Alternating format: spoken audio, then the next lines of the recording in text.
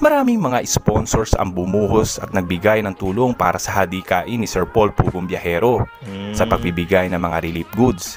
At may ilang maswerte nga na pinatayuan pa nga ng bahay. Grabe. Kamakay. So ayan, kumusta mga kanoisy? Welcome back sa ating YouTube channel, Filipinoisy. So mula kay Marites Dudes TV, meron itong pamagat na yun pala ginawa ni Sir Paul. Kaya pala ang yaman na niya ngayon at ang daming blessings at Pugong Biyahero. So it was uploaded July 23, 2022. Birthday ko nung nakaraang taon. Okay. So viral to, 600,000. So since curious din ako kung sino nga ba ito si Mr. Pugong Biyahero before sumikat, kaya naman panonoorin natin itong video mula kay Marites Dudes TV. So bago natin simulan, Marites Dudes TV, supportahan nyo yan. Tapos yun, syempre kung tip nyo naman ng mga ganitong reaction video may kasama kayong manood, huwag nyo na rin kalimutan subscribe yung YouTube channel natin. So di na natin ito patatagalin pa. Again, ang title ng video ito, yun pala ginawa ni Sir Paul. Kaya pala ang yaman na niya ngayon at ang daming blessings. At Pugong Biyahero, start. Sige, ulit. Sino nga ba si Pugong Biyahero bago siya naging isang sikat na charity vlogger? Curious din ako guys, kayo ba? Curious din kayo. Doon tayo.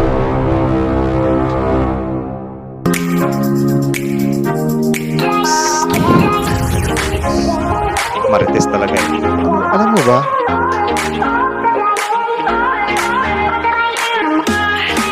Marites Dudes. Marites na dude, so Marites na lalaki. Hindi ba Maritus? Sino nga ba si Pugong Biyahero bago siya naging isang sikat na charity vlogger? Yun.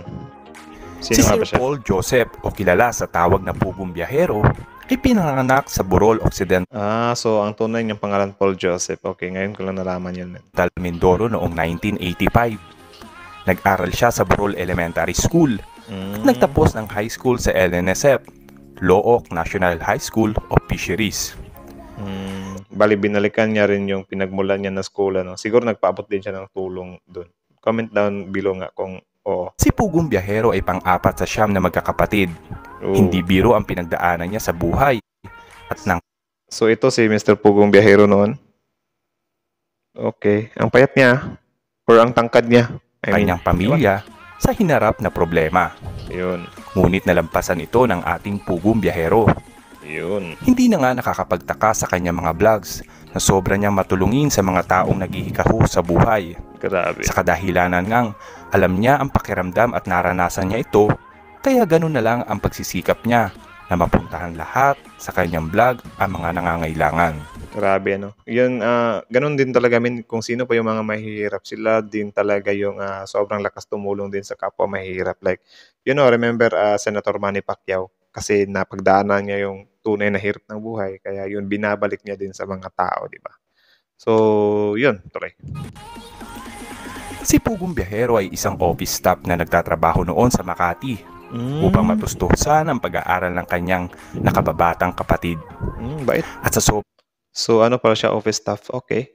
sobrang kasipagan ay napagtapos niya nga ito. Seaman yung niya, kapatid. Ang bilis ng video, min. Normal lang naman. Ang bilis. Madalas ay bumabiyahe din si Pugong Biyahero sa iba't ibang lugar dito sa Pilipinas. Kaya siguro, Biyahero din ang nakakapangalan sa kanyang channel dahil ito ang pinagbasehan niya. Hindi, meron na kasi ako napanood na video patungkol kay Mr. Pugong Biyahero. Kaya daw naging Pugong Biyahero yung pangalan ng channel niya ay ayon sa kanya, yung auntie niya, tinatawag siyang Pugo. Yung Pugo is parang ibon yata yun, tapos lumilipad. Tapos, syempre, Pugong Biyahero. Pugo na yun palit-palit or whatsoever, diba? So, yun yung trivia doon. Tuloy. Habang nagtatrabaho siya ay naisipan niya mag-vlog. At dito na nga nagsimula ang kanyang karir bilang isang vlogger. Sideline pala. Trabaho sa umaga, vlogger sa gabi. Yun pala yun. Okay. Dahil nga isinisingit lang niya noon ang kanyang pagbablog sa kanyang libreng oras pagkatapos ng trabaho. Nagsimulang mag-vlog si Sir Paul Pugong Biyahero sa Maynila noong pumutok sa social media ang dating mayor na si Isko Moreno. Okay. Supporter pala siya ni Mayor Isko. Kaya pala. Well thinking ba? Sabi ko, parang pamilyar tong Pugong Biyahero. Pero syempre nagulat na lang ako kasi bigla siyang naging charity vlogger, di ba? Pero familiar siya sa akin na parang nakita ko na siya dati. So ito pala kay Mayor Isko pala, men. Okay. Sinundan niya ang mga adhikain ni Mayor Isko na malinis ang Maynila noon. Yun, At sobrang halos lakas maraming din. nakasubaybay na mga vlogger sa bawat gagawin at pupuntahan ito sa iba't ibang lugar sa loob ng Maynila. Di kalaunan nga'y napagtanto ni Sir Paul Pugong Biyahero na okay ang pagbablog. Di Yun. man kalakihan ang kita noon, ngunit masaya siya sa kanyang ginagawa.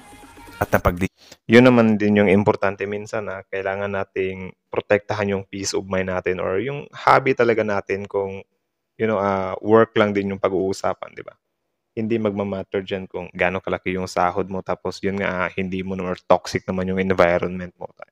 Dapat bagay-bagayin mo rin siya, di ba? So, desisyonan nga niya na mag-resign sa trabaho at ituon ang buong atensyon sa pagbablog. Okay. Hanggang sa umabot siya ng 100k subscribers. Wow. Doon naman dumating ang pandemya at nag-lockdown sa buong Maynila. Na kung saan bawal lumabas ang mga tao, depende na lang sa kanilang mga propesyon o pinagkakaabalahan sa buhay na may kaakibat na permit sa bawat paglabas. Oo nga, sobrang dami din nag-struggle na vlogger noon kasi yun nga, pandemic siya, no? Nahinto sa pagbablog si Sir Paul Pugong Biyahero dahil sa lockdown. Kaya minabuti muna niyang umuwi ng probinsya sa Laguna kung saan nandoon ang kanyang pamilya. Habang nagpapahinga at inaantay ang pagbabalik sa normal gawa ng pandemya, naisipan ni Sir Paul na tumulong sa mga nawala ng trabaho sa pamamagitan ng pagmamahagi ng relief goods sa mga pamilyang hikahos at tinamaan ng pandemya at hindi makapagtrabaho. Okay, so simula pa pala siya nung pandemic. Doon siya naging charity vlogger. Okay. Na hindi naabutan ng tulong mula sa gobyerno. Upang maipabatid ang suliraning ito sa mga kinauukulan, naisipan ni Sir Paul na i-vlog din ang pagtulong niya sa mga taong hinahatiran nila ng relief goods sa gitna ng pandemya. At dito nga pumutok ang kanyang channel at gawin niyang charity vlog ang kanyang mga content.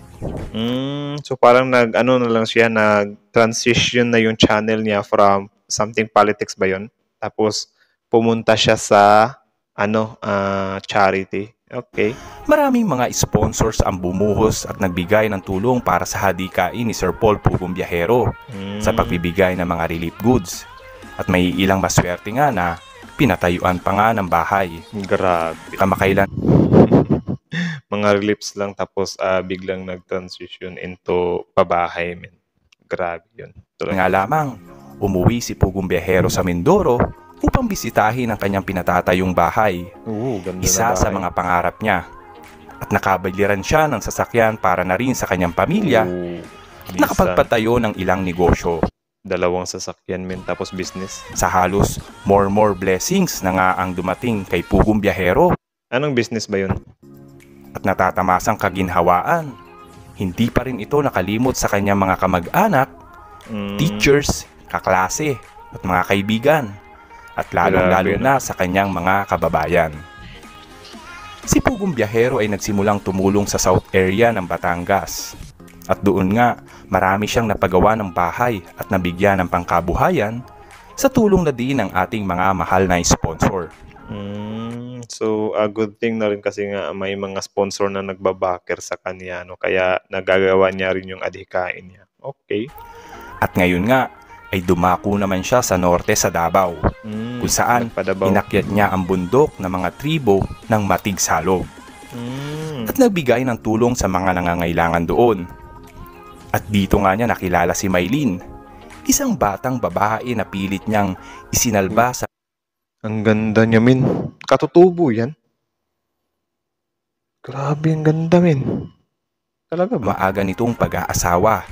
At ngayon ay kinuha na niya bilang scholar at sa Maynila na ito mag-aaral. Nag-asawa na siya. Ikaw, Kadudes, Kapugong Biyahero, anong masasabi mo sa naging journey ni Sir Paul Pugong Biyahero? Nice. So, yun lang naman. Again, mula kay Marites Dudes TV. Supportahan nyo yan. yung original video link guys nasa description box below. And then also syempre Pugong Biyahero. So yun lang naman ang masasabi ko lang dito ay grabe men. Yun nga no, from office staff siya tapos pa-sideline yung siya sa pagba-vlog tapos yun nga naabot niya rin yung ano niya, mga goal pangarap niya like hindi niya talaga ini-expect biruin mo. Ano ka 'di ba? Office staff ka tapos bigla kang nag-transition into a vlogger. Tapos yun. Actually ako, yan, gusto ko rin mag-transition into vlogging. So, reaction video yung napili natin. Minsan lang nalulungkot lang ako kasi yung mga tao kasi dito sa YouTube, minsan hindi sila na-educate o parang wala silang alam or parang ignorant pa sila patungkol sa reaction video. They thought na ang reaction video ay not your own content or something na re-upload or mga nako na videos. But guys, it's worldwide. Reaction video is a content. It is some kind commentary video or review or reaction. Even YouTube recognize reaction video as original video. So because you transform the original video into your new video, something like that. So yan lang naman. I don't know paano ipapaintindi sa iba yan. Pero yun, reaction video again is reaction video. So yun lang naman again, Pugong Biyahero. Yun pala yung naging journey niya. No? Tapos apat sila sa siyam na magkakapatid. Dating simpleng tao. Tapos yun, lumipad kasi nga sinusuportahan din talaga siya ng maraming sponsor. Kasi nga nung lockdown, yung adhikain niya ay pumupunta siya sa mga bundok-bundok upang doon mag-assist sa mga, especially mga katutubo. So yun, sobrang din yun. Good thing yun, good thing. Grabe men. Kayo, ano masasabi nyo kay... Tapos yung babae, sino yun? Si Maylin ata yun. Ang ganda niya men, tapos may asawa na pala yun. Okay. So yun lang naman. Again, kayo, ano masasabi nyo dito? Comment down below, tapos yan, pag-usapan natin yan sa comment section. So hanggang dito na lang. Again, Marites Dudes TV. Original video link nasa description box below. Tapos syempre, bago nyo iwan yung channel natin, don't forget to subscribe, Filipino IC. So that's it. Thank you so much for watching. Filipino IC is out.